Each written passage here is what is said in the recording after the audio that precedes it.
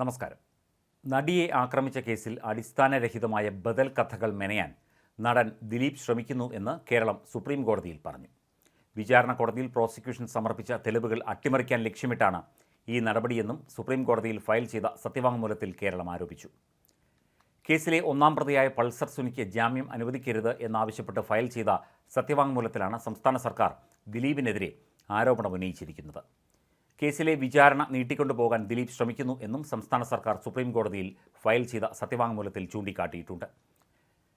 കേസിലെ അന്വേഷണ ഉദ്യോഗസ്ഥനായ ബൈജു പൗലോസിനെ 7 മാസങ്ങളിലായി 87 ദിവസം ദിലീപിന്റെ അഭിഭാഷകൻ വിസ്തരിച്ചു എന്നാണ് കേരളം ചൂണ്ടിക്കാട്ടുന്നത്.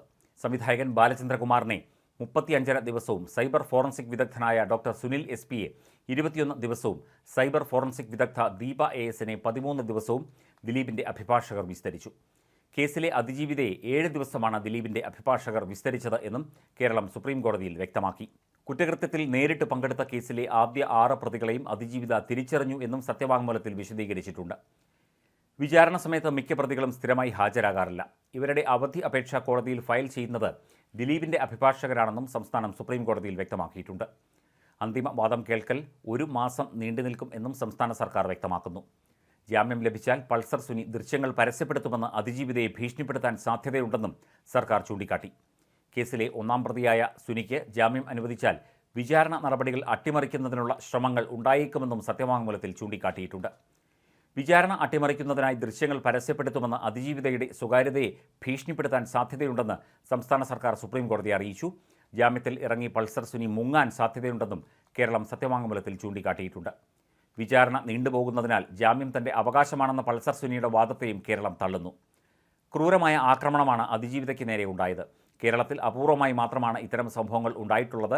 ജാമ്യം അനുവദിക്കുന്നത് സുപ്രീം കോടതി പുറപ്പെടുവിച്ചിട്ടുള്ള മുൻ ഉത്തരവുകളുടെ ലംഘനമാണെന്നും അതിനാൽ ജാമ്യം ആവശ്യപ്പെട്ടുള്ള പൾസർ സുനിയുടെ ഹർജി തള്ളണമെന്നും സംസ്ഥാന സർക്കാർ സുപ്രീം കോടതിയോട് ആവശ്യപ്പെട്ടു. പൾസർ സുനിയുടെ ജാമ്യ ഹർജി സുപ്രീം കോടതി വീണ്ടും പരിഗണിക്കും. സംസ്ഥാനത്ത് ഏറെ കോളിളക്കം സൃഷ്ടിച്ച നടി ആക്രമിക്കപ്പെട്ട കേസിൽ നവംബറിൽ വിധി പറയും എന്ന നേരത്തെ റിപ്പോർട്ടുണ്ടായിരുന്നു. കേസിൽ വാദം ഏതാണ്ട് പൂർത്തിയായിട്ടുണ്ട്. 2017 കുറ്റപത്രം സമർപ്പിച്ച കേസിൽ 2020 ജനുവരി 30 വിചാരണ ആരംഭിച്ചത്. 2017 ഫെബ്രുവരി 2 കേസിനാസ്പദമായ സംഭവമുണ്ടായത്. കൊച്ചിയിൽ വെച്ച് കേസിലെ ഒന്നാം പ്രതിയായ പൾസർ സുനിയും സംഘവും ചേർന്ന് നടിയെ തട്ടിക്കൊണ്ടുപോയി പീഡിപ്പിക്കുകയായിരുന്നു. നടിയുടെ വാഹനത്തിൽ നിന്ന് ഇവരെ ഭീഷണിപ്പെടുത്തി പുറത്തിറക്കിയ ശേഷം മറ്റൊരു വാഹനത്തിൽ വെച്ച് പീഡനത്തിന് ഇരയാക്കുകയും ഇതിൻ്റെ ദൃശ്യങ്ങൾ ചിത്രീകരിച്ചു എന്നുമാണ് കേസ്.